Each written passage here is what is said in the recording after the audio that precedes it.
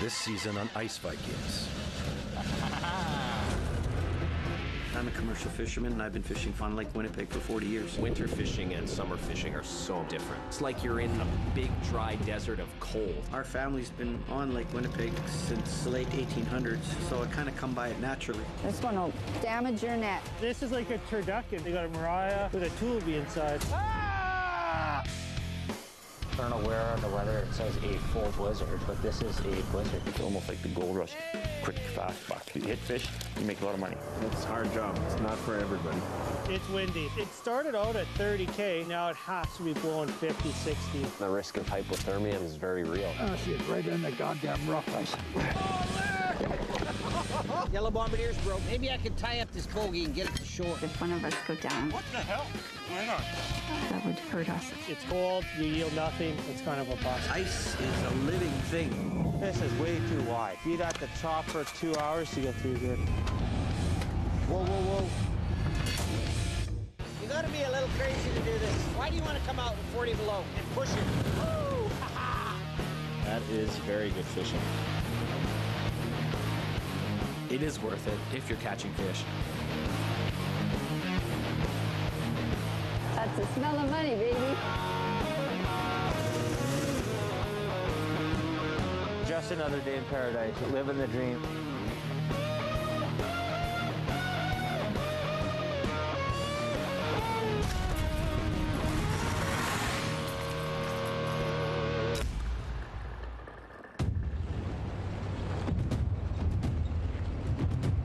Gimli, Manitoba, Canada, a northern outpost containing the largest Icelandic settlement outside of Iceland itself.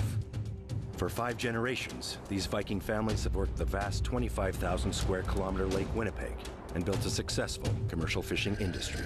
It's a lot of families' livelihoods who have been doing this for 3, 4, 5 generations. It really is a way of life, and it's everything to us.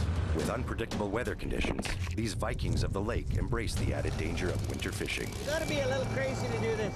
Why do you want to come out with 40 below and push it? The locals call it the long season. You gotta know your environment. It can change at any second. With temperatures plunging below -40, the lake can get colder than the surface of Mars. It can be very, very cold. It's bone chilling. Around here, fishing is big business.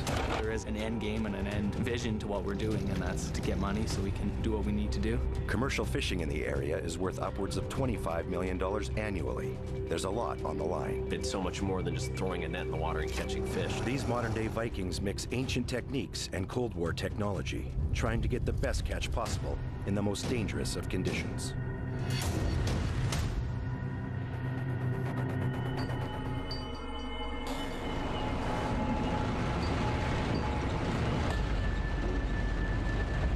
Want to get out and see where Trevor is, make sure he's where I'd like to see him be. It's near the end of the season, and veteran fisherman Chris Christensen keeps tabs on his crews. Make sure we're both on the same page. Safety is the top priority this time of year, but so is catching fish. Today, he's checking in on his son Trevor. Until I get to where I gotta go and look at exactly where I am, I can't really tell him what I know is underneath him.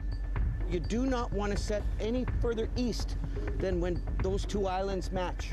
If you're going to set here, you should jump across the other side of this island and get into the deep water again. That's where I asked you to go. But, well, all those other guys are there. Your best spot right here is from that peg, right where I came with the Bombardier Trail. Not this way, not like this, because this is exactly what you told me to do on the map. Is like this. Yeah, but I told you not to go when the 2 islands match. I told you when those close, you're too far east. Well, he told me where to set, and I'm setting exactly where he told me to. But now that I'm here, it's not the right spot, so. Okay, just letting you know. At this point, I don't really care. It's late in the season. It's too much of a pain in the ass, so. And I don't want to deal with this today. I'm too tired. I've had enough. I can close my eyes. I can see it in my head. I just don't want to hear it anymore. It's too much.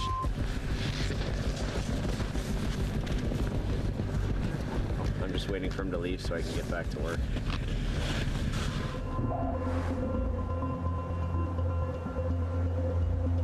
Winter arrives early, catching even the most experienced fishing families off guard. The Christensen family is one of the most established fishing businesses around. Our family's been on Lake Winnipeg since the late 1800s, so I kind of come by it naturally. Chris Christensen and his eldest son Trevor prepare to fish the long season alongside Chris's youngest son Devin and his father Robert. While Trevor works for his dad, he's also striking out on his own, taking up the challenge of starting a commercial fishing business. I don't have the same operation my dad has, but we do work under the same roof at the end of the day. So I can go out and do my own thing, I can catch my own quotas, I can do whatever I want with my own fish, but it's kind of his house at the end of the day, so his rules still apply. Well, this is our backyard here, and it's a pond which actually connects to the lake.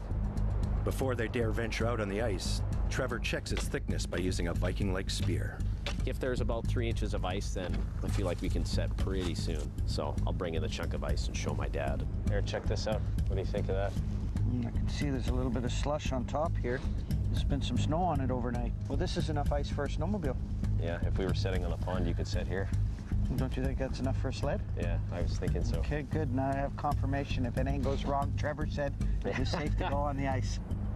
It's dangerous to walk on ice less than 8 centimeters thick, but even then, there's no guarantees. From their experience, the ice chunk shows they are only days away from starting their winter fishing. Being the first to set their nets means claiming the best fishing spots. First we'll get it untangled. They hedge their bets and start prepping nets and snow machines. I could probably go set this thing right now. The eldest Christensen, Robert, arrives to check the progress of the family operation. Robert's grandfather, Siggy, is the original settler from Iceland, who began fishing the frozen lake over 100 years ago. To move nets in the wintertime is very hard. So you try to stake your grounds where you're going to be, and then everybody moves off to the side. That's what you're doing. And every family here is doing the same thing. It's always kind of a bit of a scramble. I mean, everything is... There you go. It's the same thing every year, but for some reason it's always kind of chaos at this time of year, you know? Normally you don't like to put this stuff on till we're ready to go. Don't really want to give anybody a heads up of what we're doing. But we want to get old bottom finder there ready. So that's kind of our disposable machine. We've had it to the bottom of the lake more than once. As you can see, it doesn't owe anybody any money. So if it goes through, then it goes through. The next morning, with colder weather in the forecast, Trevor and the rest of the family's crew travel to stake their claim where their Viking ancestors fished before them. And that means heading north of Gimli to the narrows of the big lake. Well, now we've got trouble. Snow. You can't see nothing. Holy, look at this. Let's go have a look, eh? Haven't been down here for a whole year. The north wind is bringing the water up. We can't get on the ice, and there's snow, and we can't see far enough out. In the wintertime, you don't have the waves that you have to worry about as much, but the ice is very unpredictable. Ice can contract, expand, and move ways you would never know. Maybe just go a little further down and we can have a clear look, just to make sure. I haven't been this far down. I know, but how many times are you and I ever going to get to walk down this trail again? Never. Well, there's no open water up south, which is a good thing. But this snow that we're getting now, it's coming from north. There's open water north of us. Over there, we have a better chance to get on the ice. Put a needle bar into it. Is there ice or is there no ice? Sounds like a plan.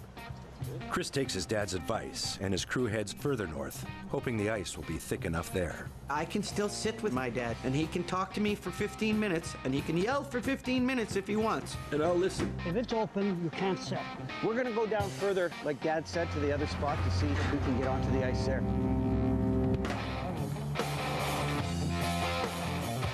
Ready to find out what broke? Meanwhile, in Gimli, another team of ice Vikings are gearing up for the winter season. Mike Linton and Justin Gerbrandt have been in business for only 8 years. In these parts, where families have fished for generations, that makes them still the new guys in town. I don't even know how I met Justin. Maybe at a bar, started snowmobiling together. He had fished with a friend of ours and his dad for about 3-4 years. And then I convinced him to fish. He had never fished, ever. Now we're a two-man show, and it's going good. We're the only ones that I know of that have started just from scratch and don't have any ties to commercial fishing whatsoever. It's kind of unique. It's neither cheap nor easy to make it go at commercial fishing. I'd say the whole operation spent for Justin and myself, it has to be $200,000. It's crazy. It's crazy that I thought this was a good idea, but it's panning out, so. Not catching fish can mean closing the doors to their business for good, so being first on the ice is all about starting their cash flow. It also means claiming the prime fishing spots before someone else gets there first. We're just going to head out to Husavik Bay here, just a couple miles south of Gimli, and we're going to take a look at how the bay is freezing up and poke a couple holes and see if we got more than an inch ice. I think since we started winter fishing,